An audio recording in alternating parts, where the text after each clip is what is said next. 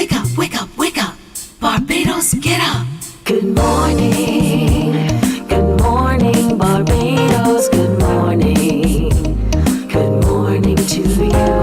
Good morning, morning, morning, morning. Good morning to you. Good morning, morning, Barbados, good morning. Good morning to you. Good morning, morning, Barbados, good morning. Wake up, wake up, wake up. Morning to you. Time to say good morning, Barbados. It is Friday, November 1st. Wonderful to have you in company with us today. I'm Tisha Hines. I'll be here with you until 8 o'clock this morning. TGIF. I can't wait until Friday to say those letters. For whatever reason, doesn't mean that my weekend is going to be any easier, but maybe you'll get some rest and get some things done. Maybe you're going to go out and have a good time. I know there's certainly lots to do all across Barbados, whether it's a little entertainment or you're a bit of a restaurateur, something, or you prefer to go out to some eatery and just have some fun. We're going to tell you about all that's happening this weekend.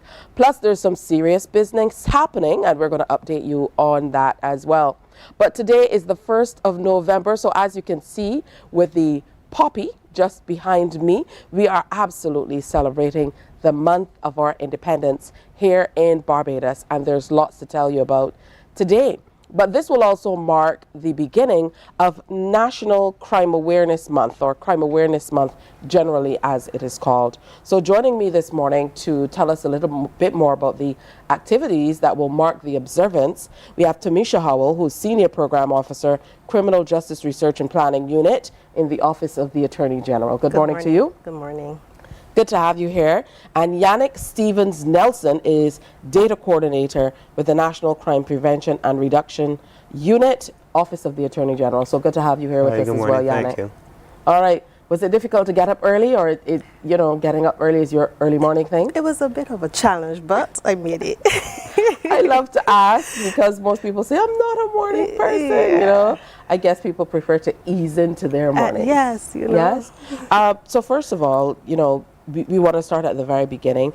Now, Crime Awareness Month, there's a month of activities, and I think this will be received in a totally different way given the climate of what's happening here in Barbados. So before we delve into all of that, talk to us a little bit about, you have an upcoming poster competition, Yes, please.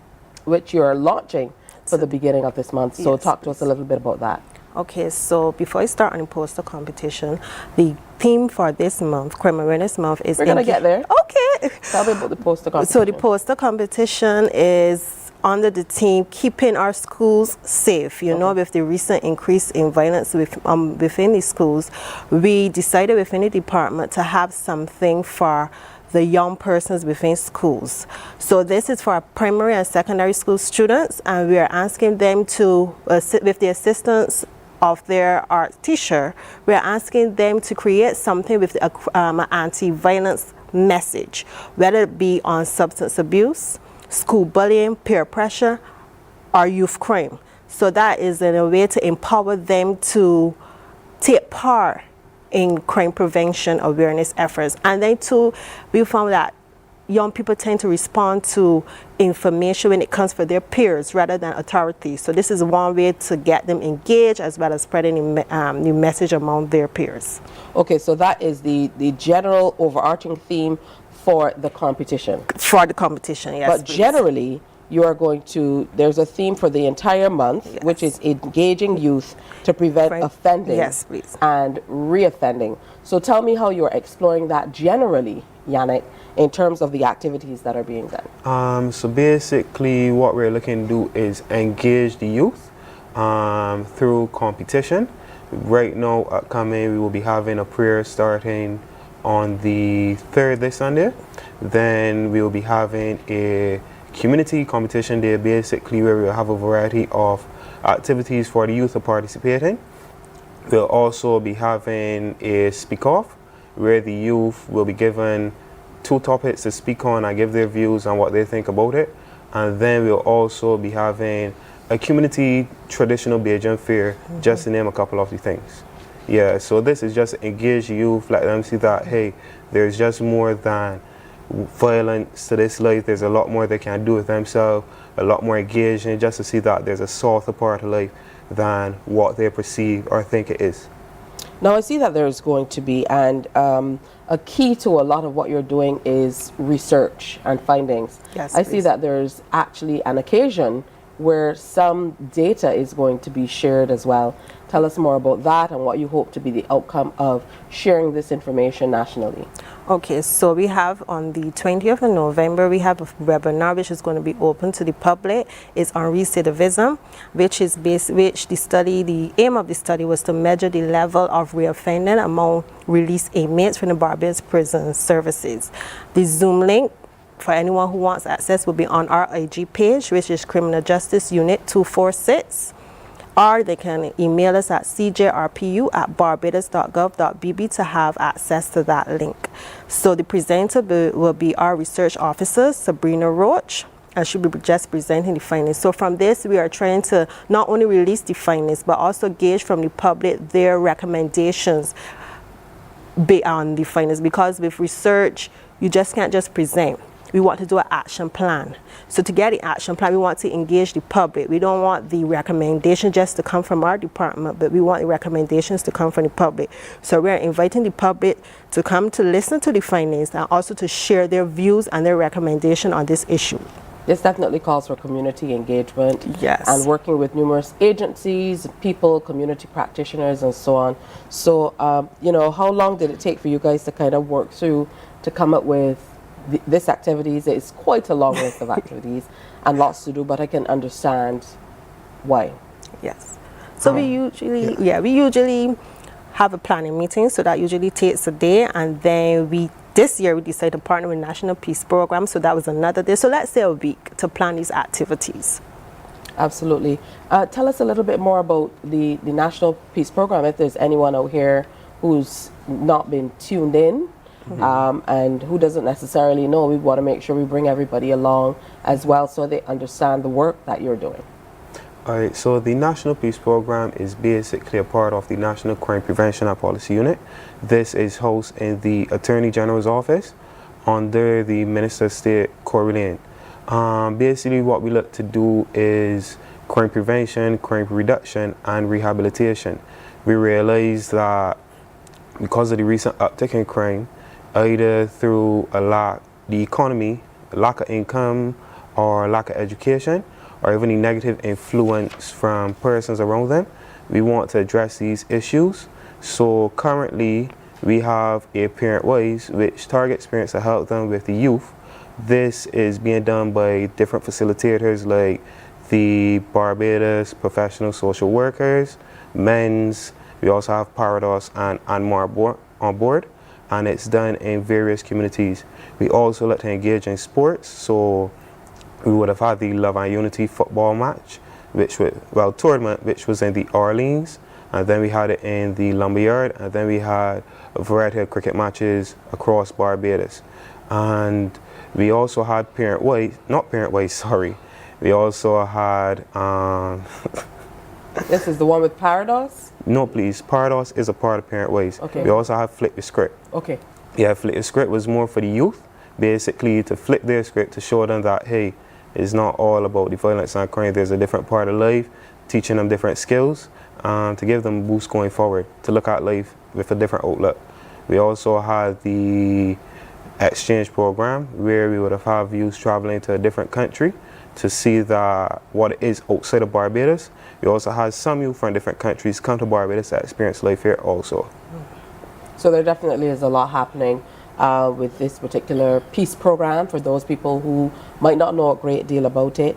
And on the other side of things, working with the Criminal Justice Research Unit, it is, as it says, I would imagine, and that is why you're able to present findings. Yes, please. Yeah, and so this is an ongoing thing in terms of the research you collate? Yes, please. And those findings are actually being used by the National Peace Program to help inform those their programs and their policies, because research is important to have evidence-based, because we don't want to just implement policies that are not effective.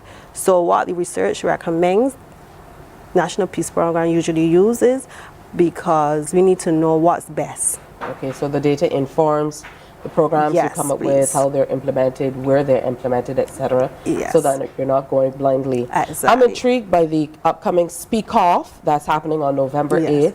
Tell us a little bit more of how people can get involved. Okay, so this Speak Off is actually closed. The registration was closed yesterday. closed already? Yes, please. Oh, wow. And it will target ages 14 to 18. And what we did, we target the youth groups. So we target the Barbados Police Service Juvenile Liaison Scheme, as well as their King Trust.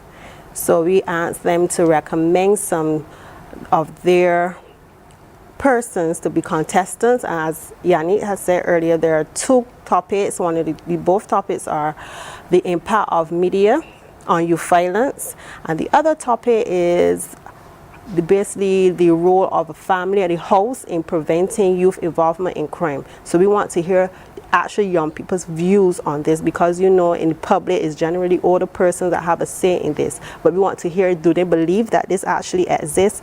If they do, how can we play a part in helping them to divert from the youth violence into positive pathways? Now, Yannick, you're collating the data. You're the data guy. You're the Yes, data please. coordinator. What are some of the things that, based on the empirical data, what are some of the things that are working? So we realized that these sports events we usually have, those are working. Also, the flip the script, that was a hit. We already did it twice. A lot of the youth arts, when it's happening, when they come back. We also have our venture clubs, so our change agents, they are the ones that will get the youth to come out. They are basically our influencers for us. So with the adventure clubs, we will have different ones across Barbados that they would take the youth and do different activities. So we have some that will do swimming, we have some that will take them like on board rides, we have some that will take them to the movies, or even seeing football matches, sports. Then we have one currently in partnership with FIFA. And a lot of it isn't just the aspect of running around playing. There's also a component where they get to learn different stuff also inside. And what we realize is that a lot of youth come back out. Currently we have over 1,100 youth and counting that have taken part in different activities with us. And I can say that roughly 70 to 80% have done more than one program. So we can see that youth really are enjoying themselves and they really want to get a part of it. All right, that's beautiful stuff. So there's also going to be a youth award ceremony that's coming up later in the month as well, a pre-independence social. That's going to be in St. James. We're going to continue to share this list of activities with you as the month goes by. And of course, there will be many more discussions around crime as we look toward Crime Awareness Month and seek out ways that we can continue to drive crime down in Barbados, Yes. which is something we are all working toward for the week, for the month. Of course, the theme is engaging youth to prevent offending and reoffending, Yes, the please. general theme. It runs November 1st to 30th under that theme. Thank you both for coming in Thank you and for sharing having with us. us. I hope it will be a bright start to your day because you started so early. You know they say Yes. about the early The worm. bird and Yes. the worm and all that stuff. I'm still waiting for mine. But it was good to have you in, and congratulations on the work that both the agencies are doing. And you. we look forward to everything this month will offer. Thank you Thank very you, much. man. You enjoy it also. Yes, And please. you. Hey, it's time for the first break here on Morning Barbados. When we come back, we're going to get to know a little bit more about an organization we hear so much about, the Sandy Lane Youth Charitable Trust. But they have a big celebration that is coming up, and we'll find out more about that. Stay with us. Morning, morning, morning. Good morning. Good morning to you. We enjoy a game of dominoes and singing karaoke. I just love cruise. When you love me just a little bit longer. You get to relax and have a drink and listen to some nice music. It's something different. It's spectacular. It's fabulous. You know, it's a different feeling altogether. I never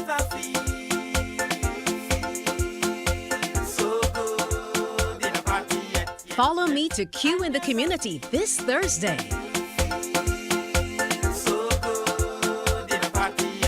You know why? While you go about your business, we go about our business, and that is gathering the news. Stay up to date at CBC News Barbados on Facebook, Instagram, and Twitter. Get news update on radio throughout the day. And join us for the CBC News Night at 7 every night. CBC News team is on the job and bringing you the news. There is a saying, you can find a Bajan anywhere. Are you a Bajan living abroad? Or do you know of one who has migrated to another country? Well, we at Mornin Barbados would love to have you or them on our Bajan Affairs segment. Share your amazing stories, experiences, and how you have adapted to a new culture. Send us an email to morninbarbados@cbc.vb. And together we will travel the world.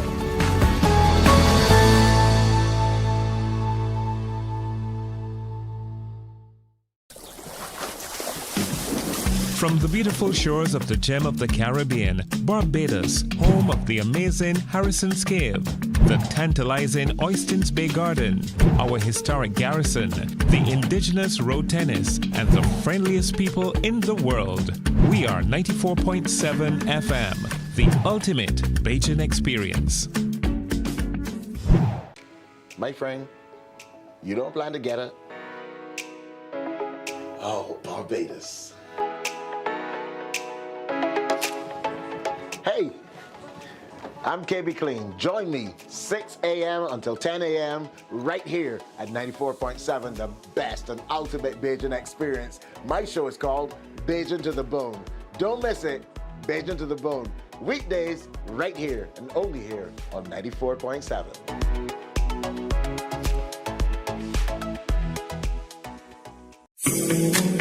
The facts say Morning Barbados reaches an audience of over 50,000. Morning, morning, morning. Good morning.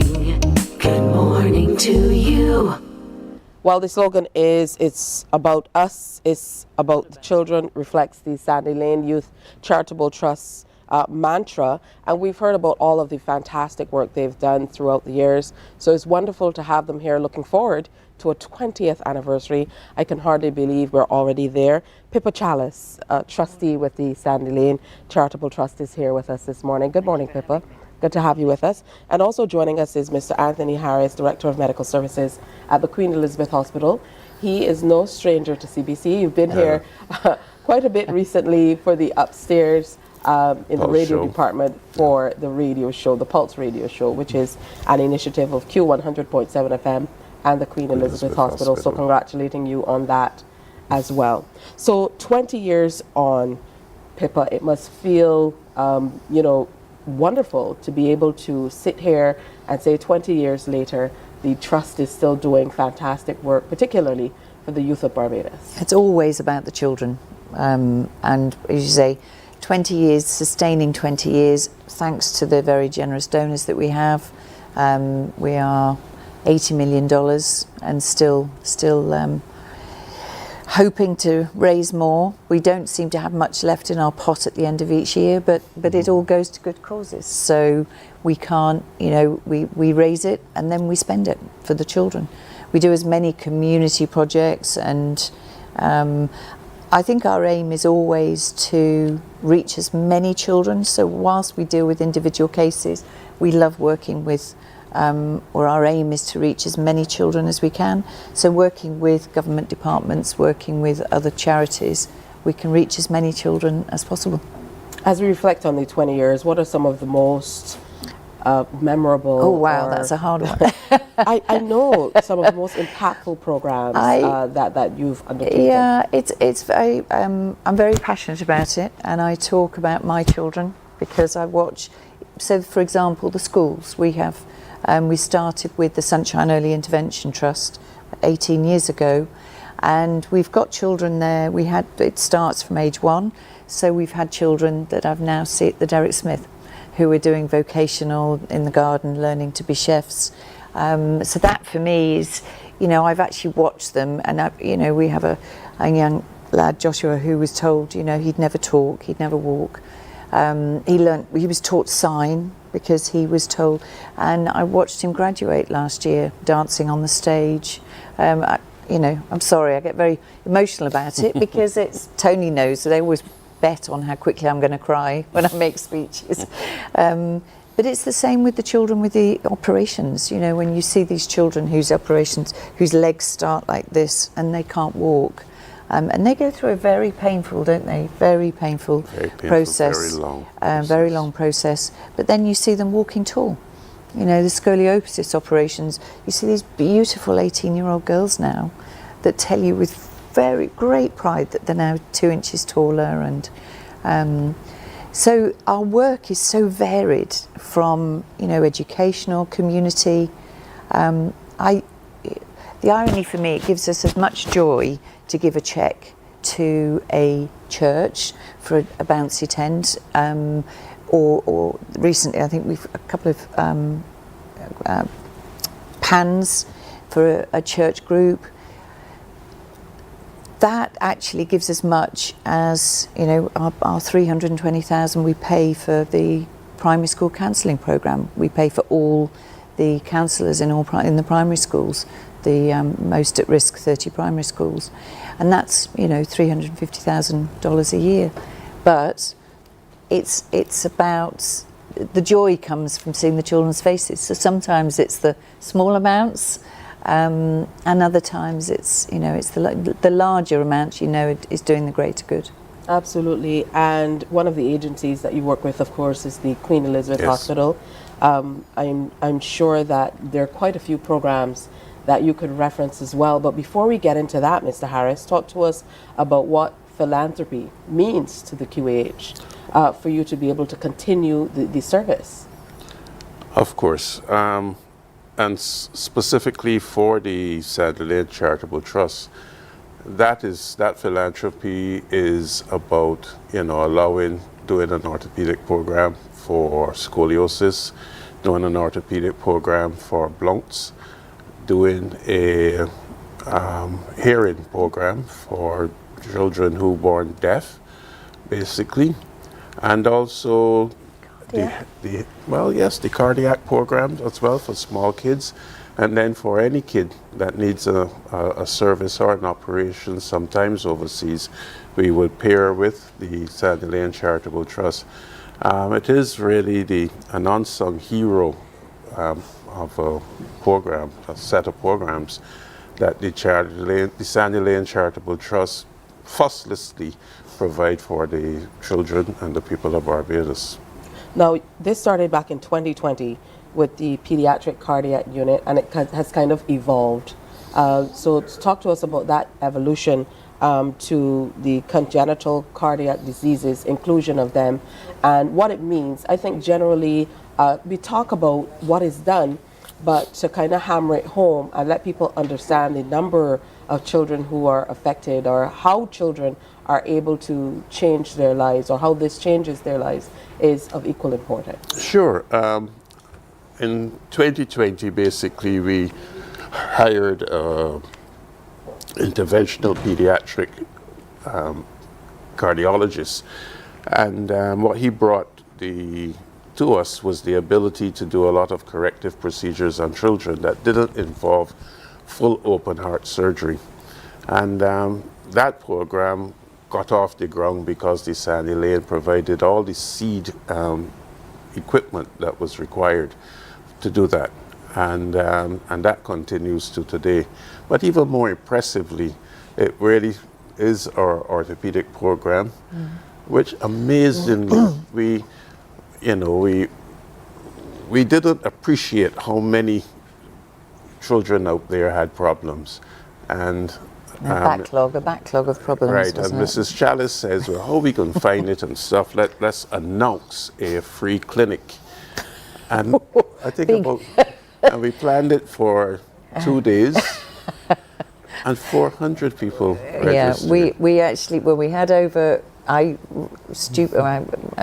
ignorantly thought that we had the QEH had a registration of 25 people, Right. and I'm being truthful. Yes. And so we announced it, put a telephone number, and we actually had over 600 telephone calls. That it was myself. We only have this. We have an office helper of one. We have a remarkable assistant who does an awful lot of work. We're a very small team. And I had to get people in to answer phones, and then, as Tony said, the clinic itself. And we ended up with a comprehensive list, and to date we are now 160 operations under our belt, which was a backlog. It was 9 years of backlog. It was a backlog, yes. And this is all through. We are part of a tri-partnership, the World Pediatric Programme, which is a group of doctors from the United States who donate their time. It's an organisation, quite a large one now. It wasn't when we started 10 years ago, but they donate their time. So the QEH donates their ORs, and we fund everything, all the travel and the accommodation and all the duties and things. But it's been a remarkable program success, and very high success. It's something we were both very passionate about, and we worked hard to make sure it's come on, and it's continued. We're doing 2 missions, and the same group now is supporting us through the Healthy Hearing, and they managed to get us. I think what they give us, the World Pediatric Programme, they give us access. We don't, as a tiny organisation, have any buying power. They give us the opportunity to access very expensive equipment, and even things like we're due to we have a Sandy Lane Charitable Trust hearing aid bank, and we have distributed over 60 hearing aids over the last 5 years. We're out, and they're very expensive, this equipment. So they've actually managed to purchase for us. They are able to use their buying power to get a rate that's probably half if we were going out to the market. So they do. It means that we can reach more children. If they negotiate better rates for us, we can access. We can reach more children and use them. Our money goes further. That's the reality. Absolutely. I want to thank you both for coming in. I don't think that we could wrap up all the work that you do in an entire show. There's so many areas that you are reaching in and helping the children, because that's within your theme. It's all about them. It's all about helping the children, and there have been so many ways that are evident as we drive around Barbados. So I'm sure as the QEH we as Barbadians would love to thank the Trust and hope to see you around for another 20 years. Thank you very much. Thank you. And to continue the work that is done in places like the Queen Elizabeth Hospital as well. So thank you both for making the time to come in and share with us today. And you can continue to look out for the work that the Sandy Lane Charitable Trust is doing. It's evident as we move around, as you see the Derek Smith Center, as you see the Sunshine daycare centers and so on, you know that is all the work of the Trust, and working with our QEH and other agencies to make life better for some of our younger ones. All right, time for another break on Morning Barbados. It's November 1st. I'm excited about the prospects, so stay tuned. Morning, morning, morning. Good morning. Good morning to you.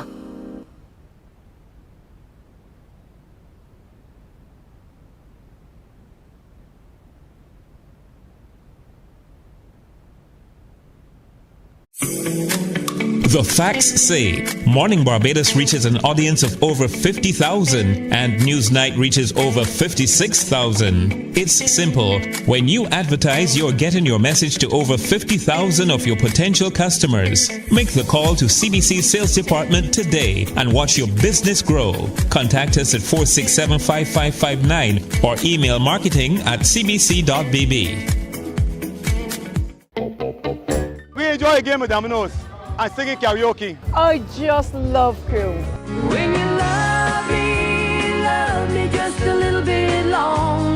You get to relax and have a drink and listen to some nice music. It's something different. It's spectacular. It's fabulous. You know, it's a different feeling altogether.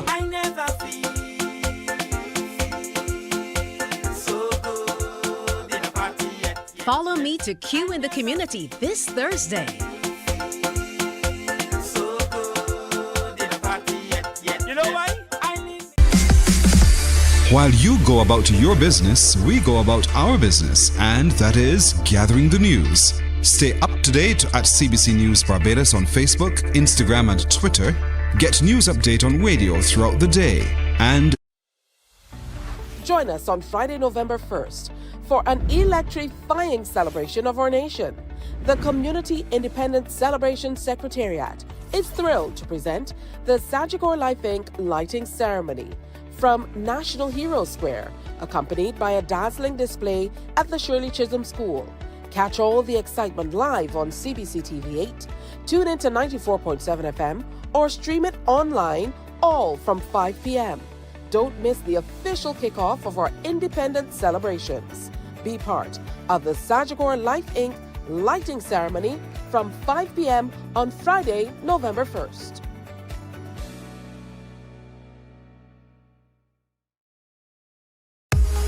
.7 FM with the kind compliments of Great Health Works, agents for Omega XL and Probiotics. Guardian General Insurance Limited and the Cut and Drive Network brings live coverage of Cricket West Indies Home Series October 31st to December 19th. Join the action, brought to you by Great Health Works, agents for Omega XL and Probiotics. Guardian General Insurance Limited. Live safe, live easy, and the Cut and Drive Network. I think in the past, we just believed, well, that is the way the world is, and we just have to, always try to do better with whatever we have. But I think in more recent years, we have begun to recognize, no, there's something wrong. There's something wrong with this picture. And what is wrong with this picture is that this system is... Morning, morning, morning. Good morning.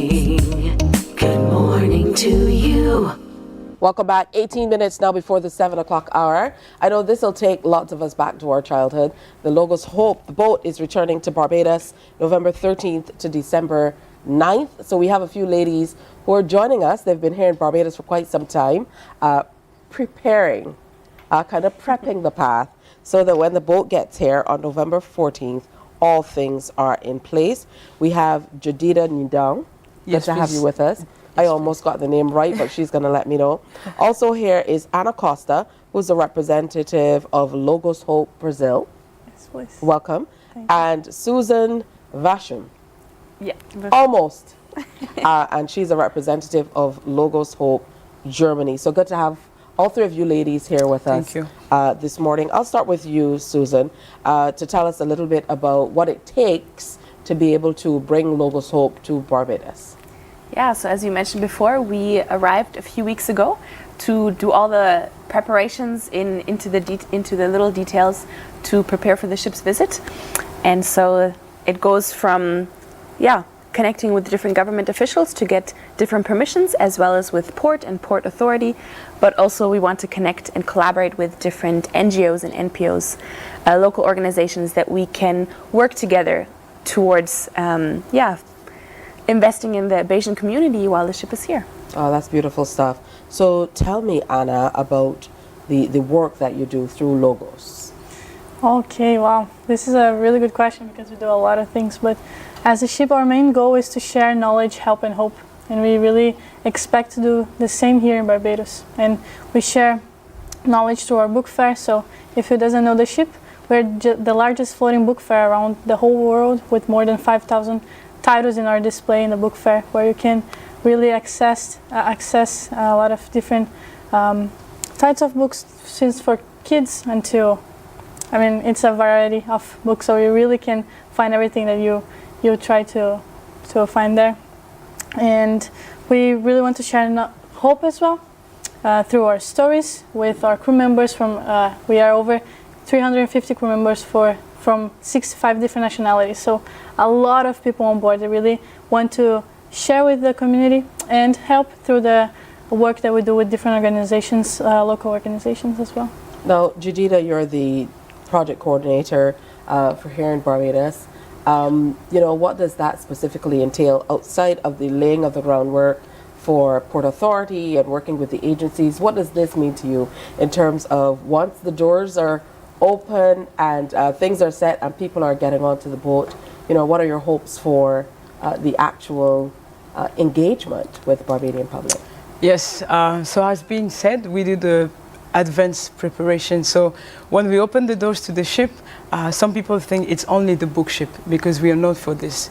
But we know that on the back, we really try to organize different things, and we really want to have a positive impact in the community. This is why we send teams in the community. So when the ship will arrive and the door will open, for us it will be the beginning actually of really what we want to do into the community, because we really have this idea of we are coming for Barbados. We are coming for the Bajan community, and we really want to support them. We really want to unite the community and to also share, just fellowship with the community as well. All right. Of course, you mentioned it's the largest floating book fair. When you think about that, remove yourself from the Logos team for a minute. When you think about something like that, what immediately comes to you? That people you believe should take in based on all that you've shared? Yeah, so if a person hears it for the first time, I would hope that there's a curiosity and an interest that gets spiked. And as they come on board, that they can really, walk up this gangway onto maybe a ship they've never been on a ship before. And then experiencing the book fair, being able to find any of the books that they want, as we have a variety of different titles. But also we have a little cafe area where we usually have a lot of our international crew members that would love to connect and get to know some locals and really make those genuine connections. So there's a lot of things that you can experience besides books on board as well. And every day we have different events on board as well. So you can experience a lot more things. All right. How does Logos determine which country is going to visit and when? Wow, this is it's a question that I've been already asked since I came here to Barbados. But really, we have some invitations sometimes from some governments, some countries. So we do have these kind of invitations. But it's not only people from the ship that decide, but we have international board that do all the choices and everything. So really it depends. Right now we're going to be here in the Caribbean for a few months, so not only Barbados but for some islands here, and yes, we really want to spread and share around the world. Now, Susan told us about the cultural exchange as we get on the boat with the crew members, but I understand it goes in both directions. Yes. So what are some of the ways that you're looking to kind of delve into Barbadian culture? So as we say, when we're here, the first thing that we do as the advanced team is to understand the culture. So for us, we have the opportunity to be inside the Bajan community a little bit longer, so we can really understand the community, how it works, how it goes, what are the habits of the people as well, and we can also identify the needs maybe that we've seen in the community and how we can respond to that. For us, I think that we are really kind of Bajan so far. Cheese on bread. I say cheese on bread, yes please, all the time. So yeah, we really have this goal to understand the community, and then when the ship will arrive, we are going to explain them what we've observed in the community. So everybody has to say yes please. Yes please. Yes please. It definitely is a Bajan thing to say that, and manners go a long, long way. Greetings. That's a hallmark of what we do. Looking at this largest floating book fair, what are some of the ranges for the books, the interests that people can look forward to? I reflect on going as a young child. I don't believe I've been since then at primary school, where they took us on the boat, and I remember there were so many books from which to choose. So let's talk a little bit about it, if you can, the interests and areas that you can look forward to on the Logos boat. Yeah. So what we really tried to aim for is to have, like we said before, a variety of books so that every person can find some of their interest on board. We have a very big section for kids and youth on board, but also for the adults that want to look for maybe learning more how to cook. We have a section of cookbooks. We have a section of educational books, language books, historical books. So there's a lot of different things that you can also, where you can educate yourself, like on management or leadership. So these kind of books as well. So I believe there's something for everyone. And there's a bigger story. As you mentioned, you're also working on spreading hope. So, you know, what is the underarching aim or objective under coming to the countries and sharing these books? Well, I'm from Brazil, as I already said before, and I do have a very different experience that maybe you have. And for sure, I know that I can learn something with you, and maybe you can learn something with me. And this is something that we really want to see around the communities, to see how our international crew members, through their own experience and now around the world, can share a little bit of their story and listen to your story as well.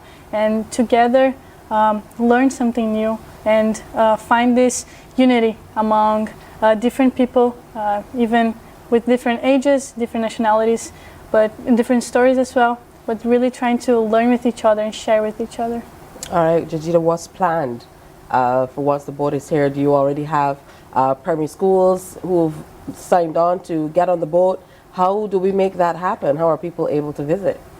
The ship is coming. The ship will be berthed at Flour Mill Port. So we already have the flyers, the opening hours. It will be open from Tuesday to Saturday from 10 a.m. to 10 p.m. and on Sunday it will be open from 1 p.m. to 10 p.m. As well. The entrance fee will be 2 BBD. We also invite schools. We are discussing right now with the Ministry of Education to invite the schools on board. But yes, schools will have the possibility to come on board and to visit. And we also have different cultural events on board. We have the Meet the World, who is going to be announced soon on our social media, Logos Hope Bridgetown. We will have this cultural event where the idea is to show the diversity of different culture that we have on board. And because it will be Christmas time, we also want to use this opportunity to gather families. So we're also going to have a Christmas event. So people can follow us on our social media, and we're going to start to sell the tickets and announce those events. All right, good stuff. It was great having you ladies here. Next time we're together, we will be on the boat. Yes, Yes. We're excited. So we're going to make that happen as well. So I look forward to not only talking to our audience about what they will see, but sharing with them what they will see as well. So thank you so much, Jadida, Susan, Anna, for coming in and sharing with us. They say they're now honorary Bajans because they know all about the culture, and we look forward to hearing a lot more about them. Facebook and Instagram, Logos Hope Bridgetown is the handle, or their website is logoshope.org. So make sure you check it out and get ready for the largest floating book fair that's going public. The boat arrives on November 14th. So we certainly look forward to that. And Mornin Barbados will be on board next time we have an interview with these ladies. We'll be in their territory. So we look forward to that. Have a wonderful day. Thank you so much. And I'm sure you have lots more work to do to prep. All right. It's time for another break. We're heading quickly toward the 7 o'clock hour. Lots more coming up, so stick around. Morning, morning, morning. Good morning. Good morning to you.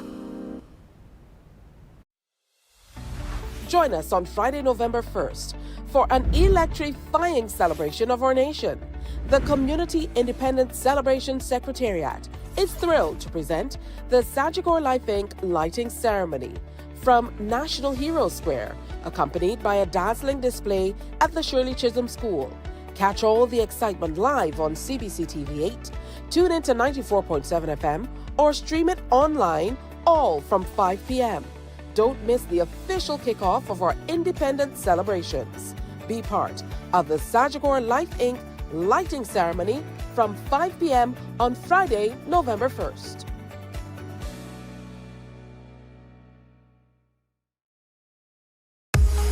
94.7 FM with the kind compliments of Great Health Works, agents for Omega XL and Probiotics. Guardian General Insurance Limited and the Cut and Drive Network brings live coverage of Cricket West Indies Home Series October 31st to December 19th. Join the action, brought to you by Great Health Works, agents for Omega XL and Probiotics. Guardian General Insurance Limited. Live safe, live easy, and the Cut and Drive Network. I think in the past, we just believed, well, that is the way the world is, and we just have to, always try to do better with whatever we have. But I think in more recent years, we have begun to recognize, no, there's something wrong. There's something wrong with this picture. And what is wrong with this picture is that this system is skewed against us. And this system really owes us. And this system is under an obligation to better facilitate our development, to do that. We're entitled to get the same kind of assistance that is given to those who historically really exploited us and benefited from us. So I keep coming back to that there's a new consciousness coursing through our leaders and coursing through our regional institution. Barbados' ambassador to CARICOM, David Comachong, is a firm believer in Black excellence. He has dedicated his life to the advancement of Black development within and beyond the Caribbean community. And in this one-on-one, we hear from him on the importance of reparatory justice, only on CBC TV 8. We enjoy a game with dominoes and singing karaoke. I just love cruise. When you love me just a little bit longer. You get to relax and have a drink and listen to some nice music. It's something.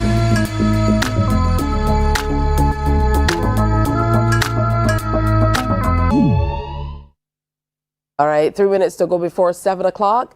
Now, we heard about the graduation ceremony at UWI-Phil in the last few days, and we're happy to have joining us this morning the young lady who graduated with first-class honors in international relations and delivered the valedictory address at the UWI graduation ceremony, Naomi Cambridge. Good morning to you, Naomi. Good to have you with us. Good morning. Good to be here. Thank you. All right. I'm sure that you are over the moon about all the work you've been able to do. So this is quite a feat. Congratulations, first of all. What did it take to be able to make it to this place where you are valedictorian for your graduating class? Oh, a lot of hard work. And I guess kind of the cliche stands, sleepless nights, breaking my back over different things, lots of multitasking, and a lot of support is the biggest thing, I think, for me. Yeah. So what motivated you to pursue a career or pursue a degree in international relations? Yeah, so to be completely honest, I actually initially wanted to do an international development, which I know is not too different, but I wanted to do international development overseas. And as the saying goes for everybody not everybody, but lots of people who really try to go overseas for university, it really is very expensive. So I had to go to the University of the West Indies right here in Barbados. And I wasn't happy at first because my dream was, snapped in half. But then I realized it was the best thing for me. And I fell in love with international relations, the world of it, the, nuanced ideas, critical thinking, the debates, everything is such an intricate, really thick degree that has so many layers. And I really enjoyed it, yeah. At a number of conferences over time as well. How has this kind of primed you for all that is happening now? Yeah, I think the conferences were really, really beneficial. So you kind of get thrust right into the meat of exactly what that world is like. So whether it was mock debates or whether it was actual sessions, whether I was on a panel discussion or sitting in watching a government discussion or something, it was really interesting to see how nuanced the world of international diplomacy is and how many different issues international relations holds and how important these issues are for even small states like us in the Caribbean. And I think it was really interesting to see the role that we all play in these discussions, even if we might not be politicians, diplomats, whatever the case may be. That for you, climate action and youth engagement are issues that are near and dear to your heart. So how did you come to the place of realization of these topics as topics that you really wanted to pursue? Oh, well, I think I was kind of always interested in social justice and climate advocacy. It's hard for me to remember a time where I wasn't, because I think at its core, being an advocate, being an activist, being interested in those kinds of issues are just really steeped in empathy and compassion for others and for society and for things that are bigger than yourself. And I've always had that. And when I got started working with organizations like the Ashley Lashley Foundation, which I did a lot of work with over the past few years, and other nonprofit organizations, that interest and that compassion just grew. And I was able to figure out the ways that I could give back and also, you know, connect it to all of my other interests, whether it's creative, in the creative sphere, or whether it's in international relations. There were so many ways that I found that you can give back and be interested in these things, yeah. Into the world of sharing through a podcast. So talk to us a little bit about that. Yeah, I'd love to. So in August of this year, August 20th specifically, I launched the Notes and Quotes podcast. And it's really targeted at those in probably age ranged 18 to late 20s, but really and truly anyone that wants to listen. And what we really do with the Notes and Quotes podcast is it's supposed to be fundamentally at its core a community, but a community that really enriches the people who are in this age range. So in your early adult years, which tend to be a really turbulent and stressful time for people. And I wanted to give back to people who might be struggling in that time, make it relatable and have them understand that they're not alone. But I think one of the most important issues and things that I wanted to do with that podcast is to make sure that whilst doing that, I'm also educating and informing people and enriching their minds on issues that are really important. So whether they be social justice issues like climate change, representation, whatever, or also mental health issues, which is another big one we talk about. Those are the ways that I wanted to be able to enrich people's minds. But like I said, at its core, I want it to be a community where people feel connected, inspired, and really seen, because fundamentally, that's what anybody else wants in their life. They just want to feel seen. And that's what I want the Notes and Quotes podcast to be. Do you feel as though legacy, and you know that we can't overlook this, your mom is Sophia Alsop, and your granddad having created that awesome Caribbean book. Do you feel that legacy has guided you to this place in any way at all? Oh, well, I mean, it would be remiss of me to say no. I think we're all just a mosaic of everything and all the people in our lives. So in some ways, I would say yes, because my grandfather kind of enriched me with so much knowledge and so much inspiration before I even knew what to do with it. I mean, he died around 2008. So by that time, I wasn't even 10 yet. I was still very much a kid. And so I still remember him sitting down and reading with me and teaching me about the world in his own ways. And that was foundational to who I am today. And then my mom and my parents and all of the people in my community have done so much for me in so many different ways. And I think built up my mind and who I am today in ways that I probably I'm not even fully aware of. And yeah, like I said, we're a mosaic of everybody that we've interacted with and everybody that has built us up. So yeah, I would say that I am a product of legacy as well, yes. Oh, that's good stuff. Diplomacy definitely came in with that particular response. I absolutely love it. But it says all that we need to hear in, paying homage to those people who would have worked with you to get you to this place. The valedictory address, though, were you nervous at all? How did you prepare for this, to face thousands of people and present this speech? So a bit of a quick story. So I was in complete shock when I was, got the email saying, oh, you are valedictorian. Here are the guidelines for time of how the speech can go and all that stuff. And so I was absolutely terrified, 100%. And I got that maybe 2 weeks before I was on that stage.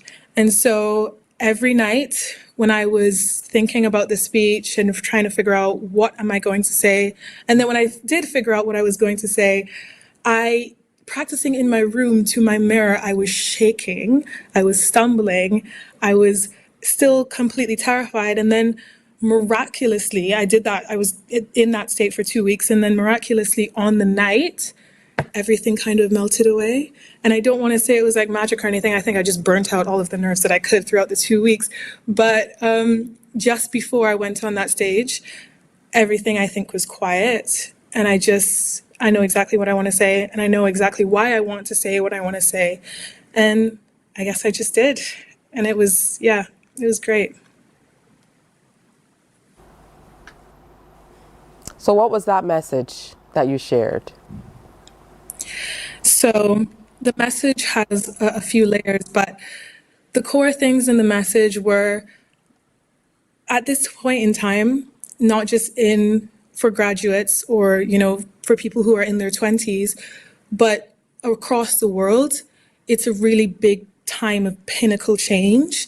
And so what I wanted to share with everybody is their role in this time period. So in a time where AI is becoming, in the center of our focus and changing our ways and our practices so much, we're facing economic uncertainty and social justice issues, climate change, all of these different really monumental things, how that impacts us coming into the world now. And then, of course, the number one questions that we are being faced with as graduates is what now? What are you going to do next? It's all this uncertainty that you're stepping into and you're facing now being thrust into the real world, and how daunting that can be, and how the weight of expectations can really weigh down who you are as a person and your true passions. And I wanted to step in front of that as before people are stepping out into the real world as graduates, and make sure that they know you need to stay true to yourself. You need to be bold and take as many mistakes as you can. But then the most important thing, I think, is that graduating from an institution like the University of the West Indies cannot be overstated. You can't ignore the historic significance of that, where, over 100 years ago, we were having our enslaved ancestors walking and working on the very land that we were sitting on and have graduated from. And we are now educated, and we've gone way beyond their wildest dreams. And I think that's something that needs to be acknowledged and really embraced as well when you're thinking about yourself as a graduate from the University of the West Indies. And then the last thing was that I really wanted to tie it all together with highlighting our motto, which is Oriens Ex Occidente Lux. And any UE student, unless you were really invested in UE history, didn't really care about, a light rising from the West. Most people don't really focus on their school motto anyway. They just focus on going to school, doing what they need to do to get the degree. And I think that it was really important for us to, as we're now leaving on our last day here, to focus on what that truly means and how that connects to everything else that I had previously said. Oh, that's beautiful. Well, you certainly are one for bringing things together. With your content creation and your interest in digital media, your advocacy, you say that you're working to bring all of this together to share your passions. You also have a love for storytelling. Where does that come from? Tell us more about it. Oh, well, probably from my dad is the first person that pops to mind, I think. So, my dad has always been a visionary. He's always been a creative in so many different ways, whether it's art, whether it's digital creation, whether it's entrepreneurship, which is kind of his baby. And he has always been bold, I think, and gone with his heart. And that is something that up until this point, I don't think I have done. I've always been weighted by the weight of expectations. And now I've tried to kind of shift my mind away from that and look inward and see what are my true passions? What am I really interested in? And why do I feel the need to just be one thing? Because for so long, I was only defined as being a climate advocate. And even though that is something that is fundamental to my core, there's so much more to me, and there's so many creative aspects for me as well. And I wanted to figure out the ways that I could use creative direction and connect it to something like advocacy. It's an interesting thing that you said a moment ago that I want to double back to, the weight of expectations. What place did that have in maybe you pushing you in this direction? I know you talked about coming out on the other end, doing what is your passion and what you feel strongly about. But that weight of expectations is something that we don't necessarily look at, because a lot of the times, like you said, young people are guided by what they think their parents expect or their community expects or other people expect when they look on. So how were you able to kind of shift that and decipher, hey, this is my direction? Was it difficult at all? Did you feel as though you were maybe setting some people aside? What was the process? Yeah, it was definitely difficult at first. Sorry, just recovering from a cold from my last trip. That's okay. Yeah, it was definitely difficult because, like I said, the weight of expectations is big. Everybody expects you to kind of be one thing, and when you deviate from that, people kind of look at you weird. So I just had to kind of block out the eyes and try and think, well, this is my life. Excuse me, and I want to live it as fully as I want to live it. And so if that is the case, then in what ways do I want to do that? And so that's why I decided to just not feel like I needed to be just one thing. And so it's been a process, and it's definitely still a process that I'm on, and trying to figure out the ways in which I can advance my project. So whether it's been in podcasting, whether it's in advocacy, whether it's in, international relations and using my degree in the future, I want to figure out different ways in which I can connect those things and advance them, not only for myself, but in ways that I can give back to community as well, because I think that's the number one thing that I personally think is my purpose in life. And that's such an interesting thing. For many years, we've always asked young people, what do you want to be? Or what do you want to do? And it sounds to me like you're saying, I don't want to choose right now. I don't want to choose any one thing. I want to chart my own path. So in keeping with what I need to ask, I must ask, where are you headed? With all of this passion and the advocacy behind you for these social issues, the content creation, your love for obviously sharing, and then this first class honors degree in international relations, this big valedictory sign on you now, where do you hope that will all take you? Yeah, I think it's a great question, honestly. Even though I don't think people should, feel the pressure of figuring out everything they want to do immediately for their entire lives at this one point, I just think that's crazy, but I do think it is a really good question. So for me, my main focus right now is developing the podcast. I really, really want to develop the podcast and build that community and just find ways to connect and inform and help people feel seen. And then I also have been working a lot in the UK now as well, which is now where I'm based. So I've been working with an organization called Gloucestershire Night Stop, which gives back or provides emergency accommodation for youth homelessness. And we also give life skills for people, specifically those aged 16 to 25, that youth bracket, the life skills that they might be lacking because of just the system and social justice issues. And obviously, not everybody has the same resources and privileges that everybody else has. So I've been figuring out ways in which I can be on the front lines and give back in different ways to that. And then in the future, what I see for myself, I think, would be a bit of creative direction. But I've always said to myself that I really can't ever see myself working in a job where it's not something meaningful or it's not something that's giving back to a community. So if I'm doing creative direction, which is definitely the route that I want to travel, I would want to be doing creative direction for a meaningful organization. Yeah. All right, good stuff. It's been great talking to you. You know, Thank you. I remember seeing you as a little one. It's time for me to embarrass you now. And then all of a sudden I saw your mom do this post last week and I was like, she graduated university already? So Yeah. it's wonderful to see you and congratulations on all of your achievements. I certainly look forward to what's next. Thank you. Oh, thank you so much. Thank you. Yeah. All right, there she is. You definitely should listen out for more from her and check out that podcast as well. Just about 7:15 coming up is a day for the vegans. We're going to tell you more about that. Stay tuned.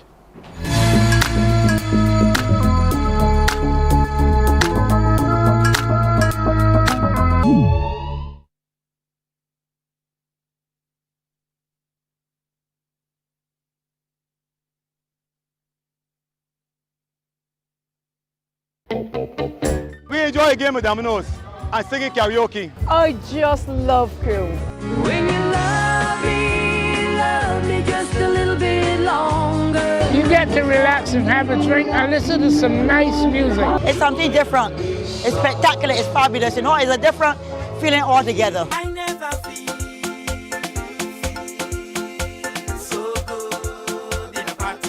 Follow me to Q in the Community this Thursday. You know why? While you go about your business, we go about our business, and that is gathering the news. Stay up to date at CBC News Barbados on Facebook, Instagram, and Twitter. Get news update on radio throughout the day. And join us for the CBC News Night at 7 every night. CBC News team is on the job and bringing you the news. There is a saying, you can find a Bajan anywhere. Are you a Bajan living abroad? Or do you know of one who has migrated to another country? Well, we at Mornin Barbados would love to have you or them on our Bajan Affair segment. Share your amazing stories, experiences, and how you have adapted to a new culture. Send us an email to morninbarbados@cbc.vb. And together we will travel the world.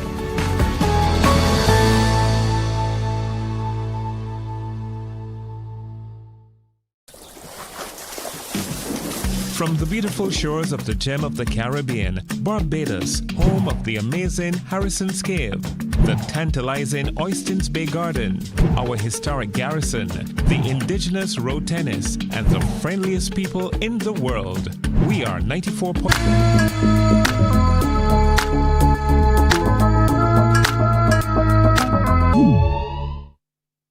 Welcome back.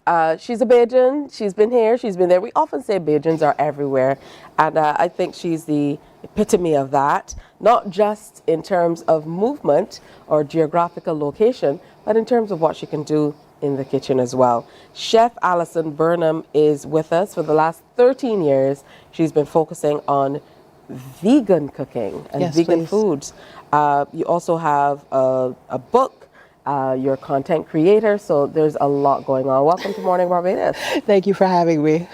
So talk to me about where it all started in terms of being a chef. Well, it would definitely have started when I was a child, being around my mom, my babysitter, also watching cooks on PBS, Martin Yan, Julia Child, The Frugal Gourmet. Those are the people that I would say babysat me. and really gave me my love of food. And I've always cooked since I was a kid, but I never thought it was possible to go into that field. So I actually went into art and advertising and marketing first, and then decided, no, what I want to do is cooking. And I went back to school to get a second bachelor's degree in culinary arts. In our last interview, we talked about the weight of expectations. What place did that play in you going into a traditional, maybe more traditional type field than being a chef or cooking? The first field that I chose wasn't traditional enough for my parents, my Bajan parents, because I wanted to go into graphic design and marketing, and they were not familiar with that. That doesn't exist. Exactly. We know Caribbean parents. Exactly. I probably would say that. I'm kidding. I wouldn't. No. So that was hard. That was already hard for them to swallow. So for me to tell them, oh, I want to be a chef, that was not going to happen. But after I graduated from school, I was working in the field. I actually went to culinary school without my parents knowing. I did it completely on my own. I didn't tell them until after I graduated. Yeah. What place did Barbadian culinary delights play in you preparing these dishes after or moving in this direction? Well, that is what I've been brought up on. So, and also my mom, being that we lived in New York City, you can always get things that you would be used to having from Barbados. And she would make her own version of things using what she could find. And that's something that I also do as well. That influences my cooking, not just for traditional cooking, but also for the vegan dishes that we create. Oh, good stuff. Why did you decide to go into vegan dishes or preparing vegan? Well, from the time I was in high school, I've always been interested in, first it was being vegetarian, then I wanted to be raw vegan. I tried raw vegan, I did not like it, but I liked aspects of it. So I wanted to combine, because I need to cook my food. So, so I decided to combine aspects of raw vegan with regular veganism, but really and truly it was just for me. It wasn't something that I was planning to do for the masses. But people kept on asking me to do things for them, and slowly but surely people said, why don't you do this? And I was like, okay. And I started, yeah. Now, being Barbadian or having Barbadian parents is just a part of it. Yeah. You also grew up in Crown Heights, and we know that the cultural diversity in that neighborhood is pretty interesting, especially in the foods you can get, the people you engage with as well. So what role did that play in the lady we see sitting in front of us today? I, from being influenced by the Hasidic Jewish neighborhood that I grew up near, so eating potato latkes and the Puerto Rican places that had the gandules and rice and roast pork and things like that. Those are the things that I grew up tasting and saying, wow, this is very different to what my mom makes at home. Let me see what else is out there.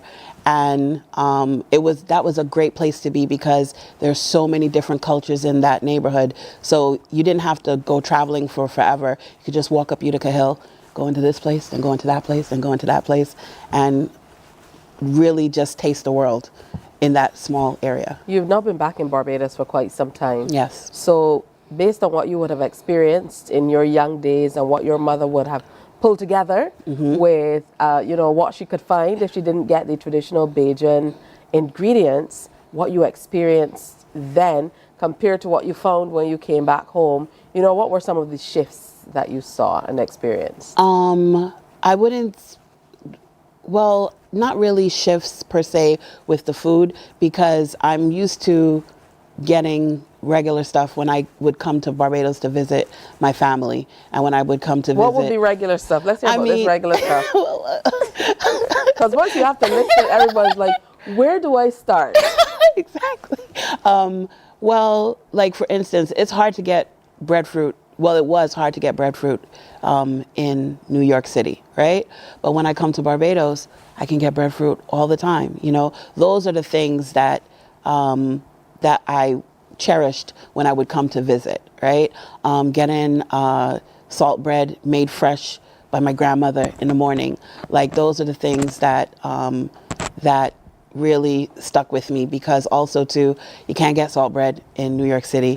So so those are the things that really, you know, that I would always look forward to when I would come to Barbados. Now, you know, Bajans love meat. They Love say it. that I think we consume more chicken per capita than anywhere else. There's a pork festival on tomorrow, and I know there's going to be much excitement. I don't say that to minimize what you're doing as a vegan chef, but I am going to qualify that by saying that you say you are cooking plant-based foods for meat mouths. That's right. So you recognize that I as recognize, listen, you have to know where you are, right?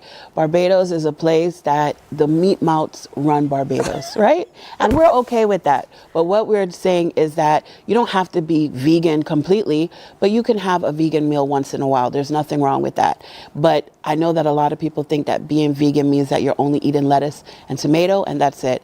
And we, at Plant Life, want people to understand that that's not the case. You can have things that are satisfying, that you will eat it, you will not miss the meat, and it's probably a little bit better for you than the pork and the... That should be your tagline. You won't miss the meat. Our tagline is actually plant-based food for the meat mouth. Listen, but we're gonna add that too. You won't miss the meat. You definitely should throw that challenge out there. As a culinary entrepreneur, I mean, was that a bit of stepping out in faith for you, or was that something that you did proudly, fully, and wholeheartedly without any apprehension? Well, when I first started the business, my first business, which is Coconut Baby, it's a cake business, custom cake business. We were not doing vegan. It was traditional cakes and things like that. And people started asking me to do vegan. But when I did Bank on Me in 2016, after we went through the whole process, I realized that vegan is what I wanted my business to be.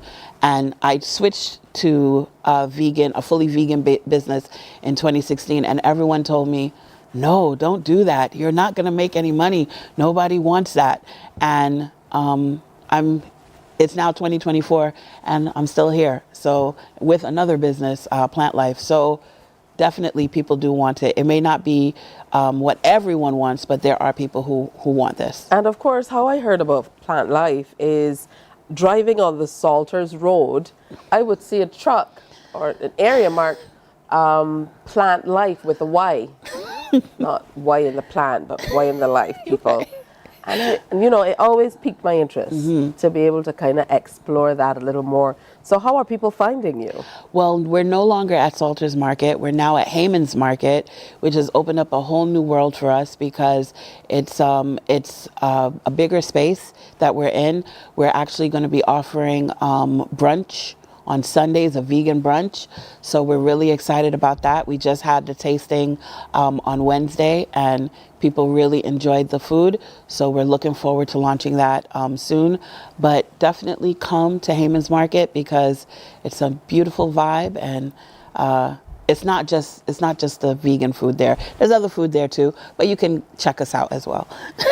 What are your hopes for vegan cuisine for Barbadians as we move forward? I just want people to understand that eating vegan food, number one, doesn't mean that you're just eating lettuce and tomato, and number two, that it can be satisfying, that it can be something that you can eat, and it doesn't have to be all the time.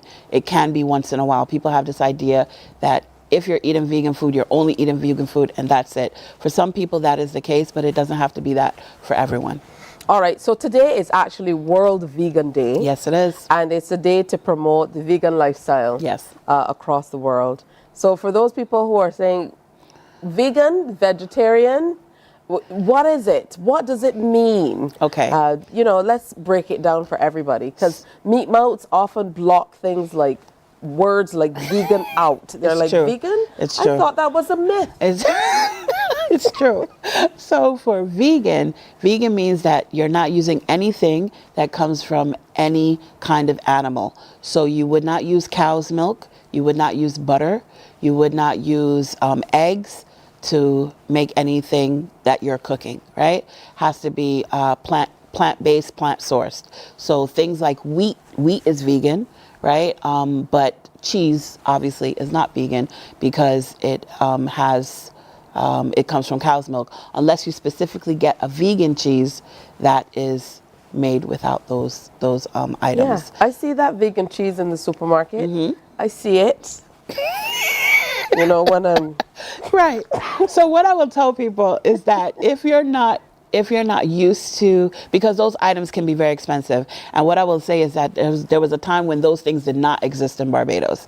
If you're not sure, right, maybe go somewhere that has those things and test it out before you bring it into your home, because it can be expensive to bring that into the home and then say, oh my God, I don't like this, right? As opposed to just tasting it somewhere and then saying, yes, I like it, or no, I don't.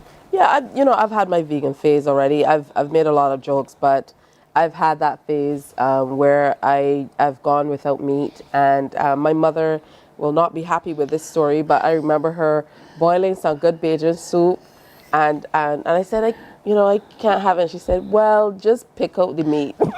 Yes. So people kind of think that way, but it's much more than that. It's much more than that, especially for people. So there are people who are vegan because of their personal beliefs. And if you're vegan because of your personal beliefs, then that's not going to fly for you, right? It cannot have any kind of animal in it because they believe that animals should not be killed and things like that. So but there's a spectrum of veganism, and so you just have to understand where people are in their journey. What's your most popular dish? Because I know you have to impart a lot of flavor, yes, to be able to make up for what you might get from animal fats, right, and things of that nature. We do a vegan fish cake. It was actually featured in Barbados Food and Rum in 2023. And it was a hit, and it's still a hit. When people come and they eat it, they always say, no, there's fish in here. And we have to tell people, no, there's no fish in there at all. Well, I can't comment. I know. It's not behind the chairs. But there's no vegan fish cake here, Nadia. We had a tasting on Wednesday that I'm pretty sure we invited you to, and you weren't able to come. But if you had, I've been fairly busy. Yes, we have lots and lots going on. Yeah, here but if you had come, so I appreciate the offer. You would have definitely enjoyed it, because we had the vegan fish cakes, we had tacos, ackee and saltfish tacos. We had chicken and waffles, but conky waffles. It was great. Yeah. I tried to convince my husband one time to do vegan stuff, and he's like, no, why would I eat mock meat? All right, so that's where we have to leave it for today, but it's been wonderful having you in, Chef Allison, a vegan chef. She's an author as well, a content creator. You can find her online at Plant Life 246. That's Plant Life with a Y, LYFE 246, and online at Plant Life 246 as well, plantlife.com. Thanks for sharing. We definitely will be heading down to Hayman's Market to take in a little bit of this plant life. Yes, most definitely. Thank you for having me. All right, and you should as well. Remember, today is World Vegan Day, so it might be a good day for you to explore all the options there are with eating vegan. It's a wide spectrum, as Chef Allison told us. All right, just after 7, time for another break, but stay with us.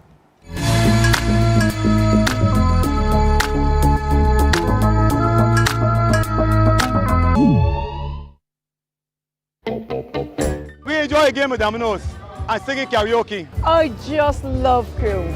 When you love me just a little bit longer. You get to relax and have a drink and listen to some nice music. It's something different. It's spectacular. It's fabulous. It's a different feeling altogether. I never feel so good in a party yet. Follow me to Q in the Community this Thursday. So good in a party yet. You know why? While you go about your business, we go about our business, and that is gathering the news. Stay up to date at CBC News Barbados on Facebook, Instagram, and Twitter. Get news update on radio throughout the day. And join us for the CBC News Night at 7 every night. CBC News team is on the job and bringing you the news. There is a saying, you can find a Bajan anywhere. Are you a Bajan living abroad? Or do you know of one who has migrated to another country? Well, we at Mornin Barbados would love to have you or them on our Bajan Affair segment. Share your amazing stories, experiences, and how you have adapted to a new culture.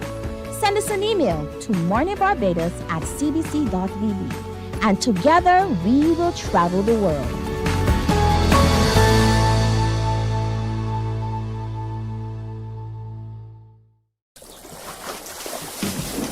From the beautiful shores of the gem of the Caribbean, Barbados, home of the amazing Harrison's Cave, the tantalizing Oystins Bay Garden, our historic garrison, the indigenous road tennis, and the friendliest people in the world.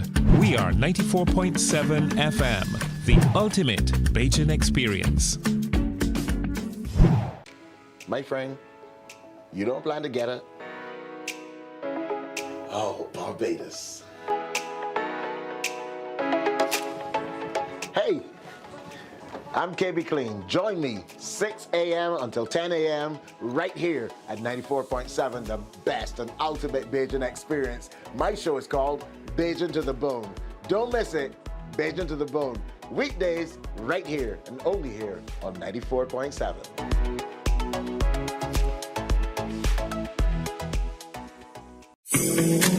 The facts say Morning Barbados reaches an audience of over 50,000 and Newsnight reaches over 56,000. It's simple. When you advertise, you're getting your message to over 50,000 of your potential customers. Make the call to CBC Sales Department today and watch your business grow. Contact us at 467-5559 or email marketing@cbc.bb.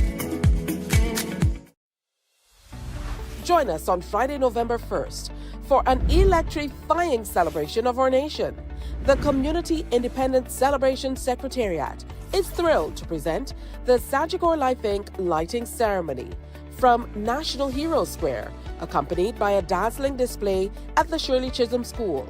Catch all the excitement live on CBC TV8, tune into 94.7 FM, or stream it online, all from 5 p.m. Don't miss the official kickoff of our independence celebrations. Be part of the Sagicor Life Inc. lighting ceremony from 5 p.m. on Friday, November 1st.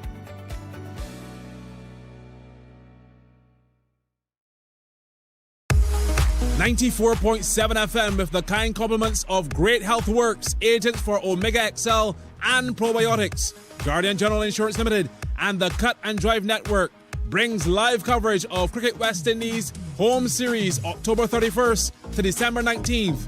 Join the action, brought to you by Great Health Works, agents for Omega XL and Probiotics, Guardian General Insurance Limited, Live Safe, Live Easy, and the Cut and Drive Network.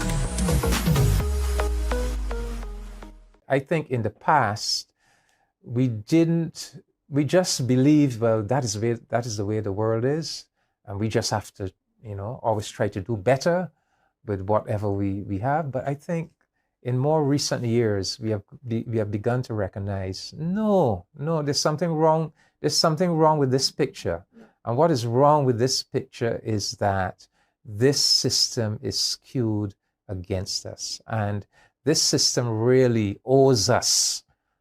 And this system is under an obligation to better facilitate our development, to do that. We're entitled to get the same kind of assistance that is given to those who historically really exploited us and benefited from us. So I keep coming back to that there's a new consciousness coursing through our leaders and coursing through our regional institution.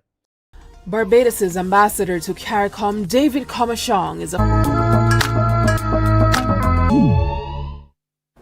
Oh, yeah, we're definitely getting to know Barbadians from all over the place and doing lots and lots of things this morning, like Keisha Reefer Esprit. She's a fashion, print, and runway model. She's an author, and quite recently, she was inducted to the under 40 tier of the South Carolina State University in the U.S. That was in late September for all the work she's done in track and field and beyond. She's an entrepreneur as well. So there are many, many layers to this lady, and she's joining us this morning to talk a little bit about all she's doing. As a matter of fact, she has a few books that will be released. She's also written 8 children's books. So there's quite a lot happening. Now, she credits Barbadian coach Justin Clark. He was the head coach of the Barbados track and field team at the 1992 Barcelona Olympics. She credits him for doing a lot of work for her in the area of track and field and beyond. He, of course, was the founder of Wabisco Stars Club and was responsible for the development of many of our top athletes as well. Under her belt, she's also represented Barbados in track and field at Carifta, the CAC Games, and it can go on and on. She also competed on the collegiate circuit in the U.S., having graduated from South Carolina State University, where she was inducted into that under 40 tier. So lots and lots of accolades for this young lady, who is, of course, CP alum. So she's happy to join us now to talk about all the wonderful ways that she has been moving through life. Good morning to you, Keisha. Wonderful to have you with us. Yes, good morning, Barbados and Tisha. How are y'all doing today? We're doing good. And I see that you're representing with the Bajan colors and the flag and all that stuff, especially on the 1st of November. That's wonderful to see. Yes. Tell me about all the major aspects of what you do. I know for a lot of athletes and then student athletes kind of transitioning out of a life of being a full-time athlete or competing on the collegiate circuit can be a little difficult. So how were you able to make that transition? Yes, it is very difficult, and most people see the glamour of all the accomplishments, but they have no idea what we as student athletes go through, especially the Barbadian athletes. Firstly, I would say I'm a very disciplined, dedicated, and determined person. So no matter what happens in life, I'm always able to go forward. Being an athlete for representing Barbados and going to college was a great opportunity. After graduating, I proceeded in doing many different things. I am considered a multi-potentialite. I have multiple gifts, approximately maybe 5 or 10. So it's kind of difficult when you have so many to know which route to take, because you are in so many areas of interest and you're pretty good at every one of them. So I have a degree in psychology and I have a master's in transportation urban planning. But from there, I had already accomplished my first published book by before I became a senior. And from there, I went on to publish approximately 11 books. From there, I got interested in doing the entrepreneurship world, and I started the fashion entertainment business, where I became a into consultation. I worked in New York. I worked in Charlotte. I worked with many producers, fashion designers.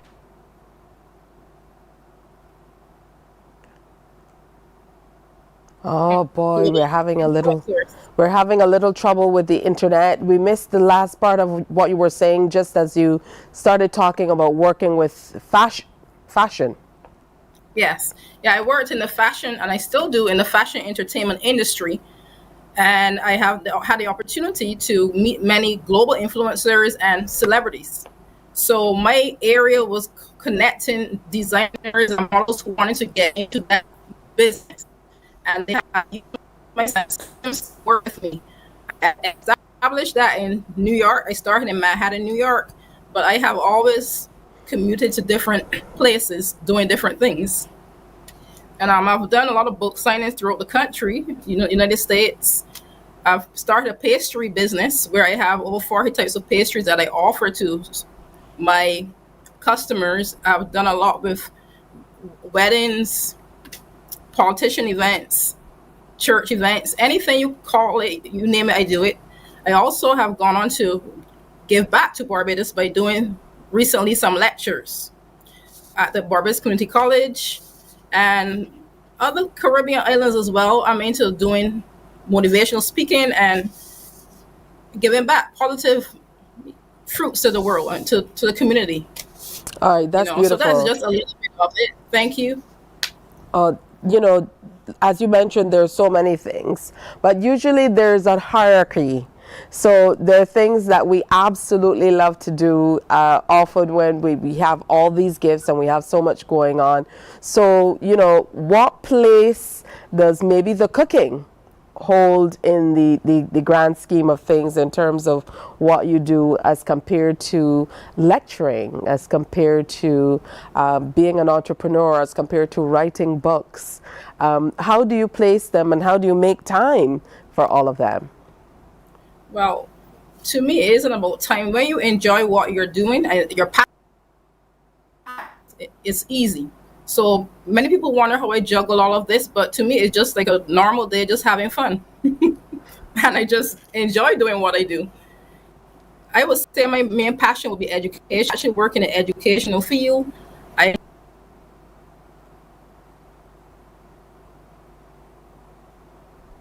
We're experiencing some serious challenges with the internet today.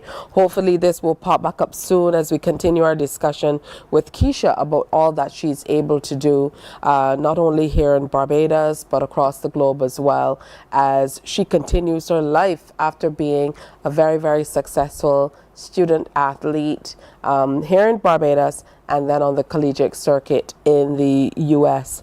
as well. As we mentioned, she has authored numerous books as well. So there you are, you're back. We're definitely having some challenges with the internet today. Talk to us a little bit about your books. Why did you decide to get into writing books for children? Because I know you have some other books that are collections of poetry as well. Yes, I actually was interested in writing books from at 6 years old. I was always naturally good with words. I never read a full book, but even when I took common entrance, I received an A in essay because I just can look at words and put sentences together and make them logical and create great stories. So writing is something very natural and easy for me. And I wanted to have the books published before I had a son. I do have a child. He's now 10 years. Last week, he just turned 10. And I wanted to have that in place so that when he was born, I would have those books readily available for him. Plus, I like teaching and working with students. So that's how the children's books came into originated. What are the books about? Those first books, actually, the children's books were just the early age stage about the elements of phonics, the alphabets, and different stories. There were 4 different parts. Serena, the topic was Serena, the character. Serena goes to school, her day after school, her day during school, and it was just to do with the basics at that point. All right, so let's double back to where we started early, this accolade that you've been given by South Carolina State University. I know initially when you reached out to me and we had our first conversation, you talked about how important Coach Jurston Clark has been, how integral he was in kind of building you up. So talk to me about that relationship and how it ties into this wonderful accolade that you've received in late September. Yes, thank you very much.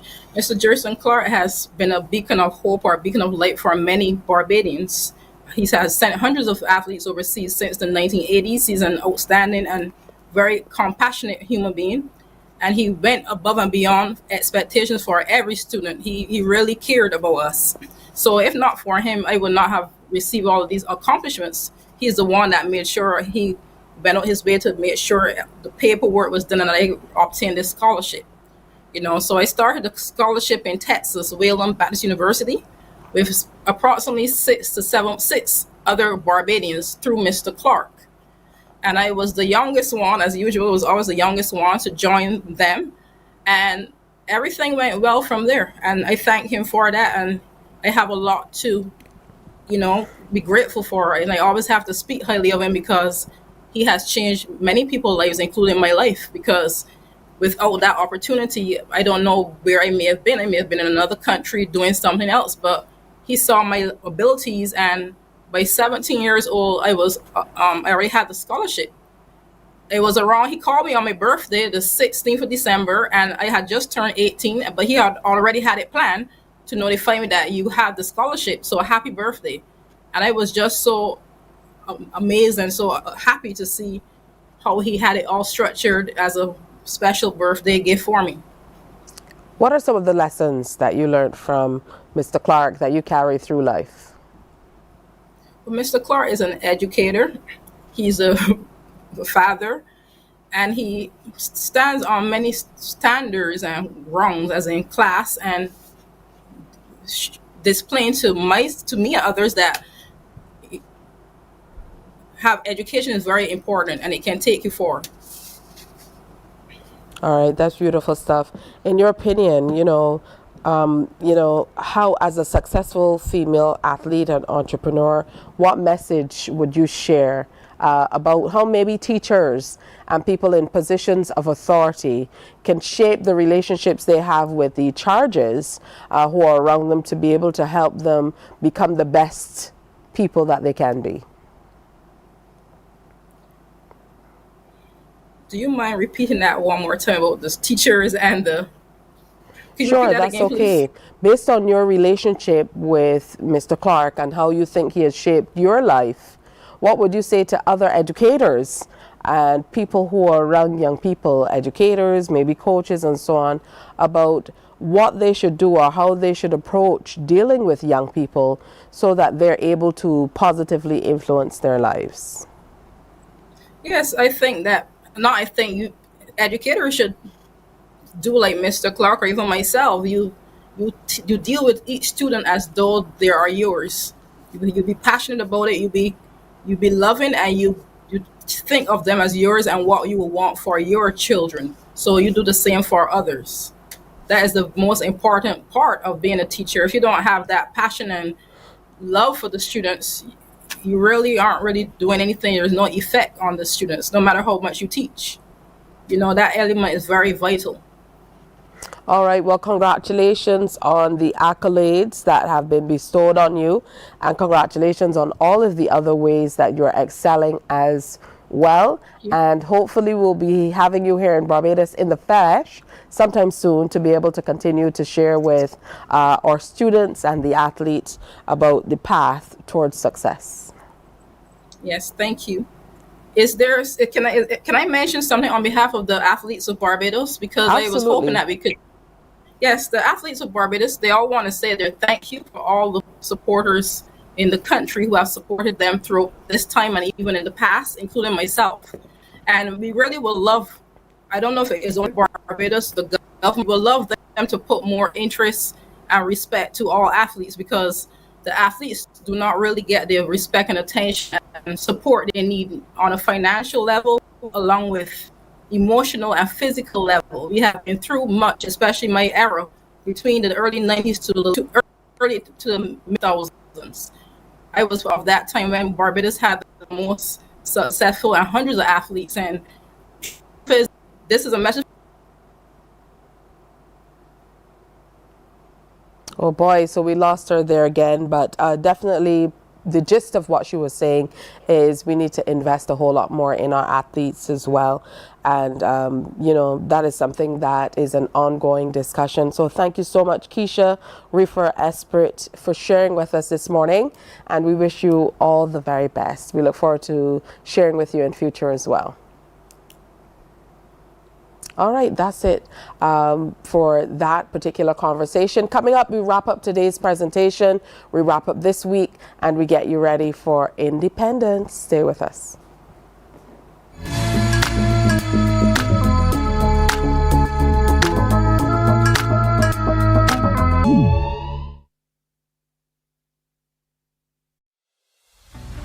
Join us on Friday, November 1st for an electrifying celebration of our nation. The Community Independence Celebration Secretariat is thrilled to present the Sagicor Life Inc. lighting ceremony from National Hero Square, accompanied by a dazzling display at the Shirley Chisholm School. Catch all the excitement live on CBC TV 8, tune into 94.7 FM, or stream it online, all from 5 p.m. Don't miss the official kickoff of our independence celebrations. Be part of the Sagicor Life Inc. lighting ceremony from 5 p.m. on Friday, November 1st.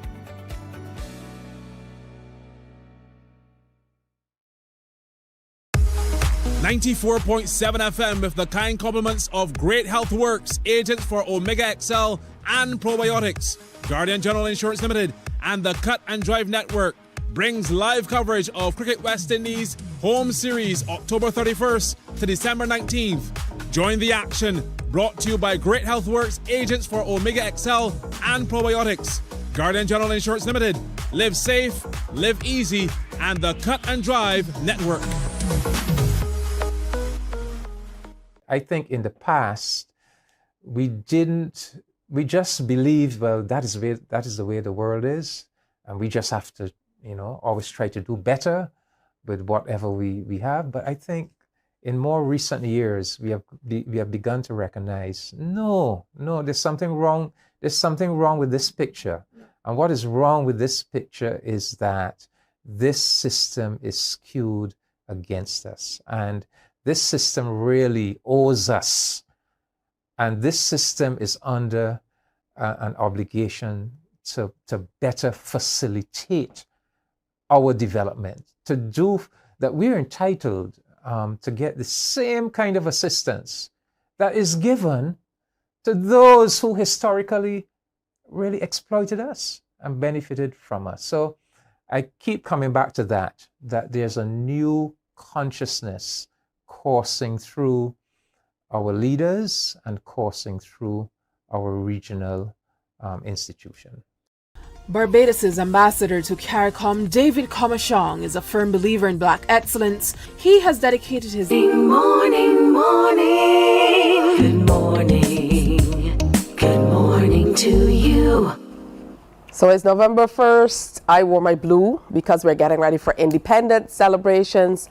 It all kicks off tonight. Tonight we're going to be in Bridgetown, and there are some special things happening for the lighting ceremony. So make sure you tune in to TV 8 from just around 5 o'clock. This evening is going to be lighting up the nation, and something special over at the Shirley Chisholm Primary School as well, as we look toward her centenary celebrations. A reminder that the Ask Me Anything session featuring Suan Tanis, who is Associate Vice President of Global Communications at the United Nations Foundation, is happening today, 6 to 8 p.m. at the CIBC Caribbean Regional Head Office, the Great House, Warren St. Michael. So be sure to check that out. The Barbados Amateur Gymnastics Association has been formally invited to participate in the inaugural 2024 Carifta Artistic Gymnastics Championships. Is coming off in Jamaica. So they, of course, have some fundraising efforts and stuff going on. Make sure you support them tomorrow, Saturday. Barbados Open Beach Wrestling weekend is happening as well. So coming up today, we have the mat wrestling at St. Leonard's School. On the 2nd, the championship at the Hilton. And then on the 3rd, beach camp at Browns Beach. So be sure to check that all out. The Lodge Pelican will be hosting a charity event tomorrow, Saturday, at the Masonic Center, Salter, St. George. It's noon until when? They say 8 o'clock, but it's pork and it's for pork mouths. So any type of pork, they're saying you can find it there, including some pork in the China boxes as well. So that should be a great time. There's a welcome cocktail for the first 100 people. So make sure you get on out and support that worthy cause that goes toward young people. The Barbados Photographic Society Virtual Exhibition 2024 of all genres, that is also on. So go out and join them on Sunday, November 3rd, a curated exhibition of photography produced by members of the Barbados Photographic Society as well. Olympic champion Julian Alfred captures the Best Female Athlete of Paris 2024 at the Association of National Olympic Committees Award that happened in Portugal as well. So congratulations to the beautiful Julian Alfred on that one. How about that? Gorgeous, gorgeous. And congratulations to all St. Lucians. I have to say a special good morning and happy birthday to one of our colleagues here at CBC who turns the big 6-0 today, Diana Gaskin. Diana, happy birthday to you. We love you, and I hope that is a fantastic day. This is what 60 looks like. My goodness, can't believe it. She just has the most contagious spirit, and we absolutely love her. That's one of the faces you see when you come to the MCTV desk here at CBC.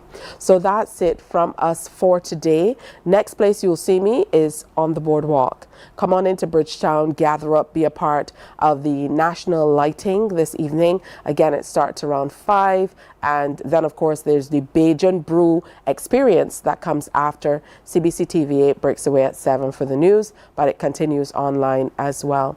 On behalf of the entire team, we hope you had a great week with us, and we look forward to having a spirited November. Coming up on Monday here on Morning Barbados, we are going to be speaking with some pretty interesting people as well. It's going to be an exciting time as we look toward the 200th anniversary of the Diocese of Barbados. Political analyst Peter Wickham is going to be in to look at the U.S. elections as well. So that's all coming up Monday. Have a great weekend. Be safe. See you then. Bye-bye. Wake up, wake up, wake up, wake up. Barbados, get up.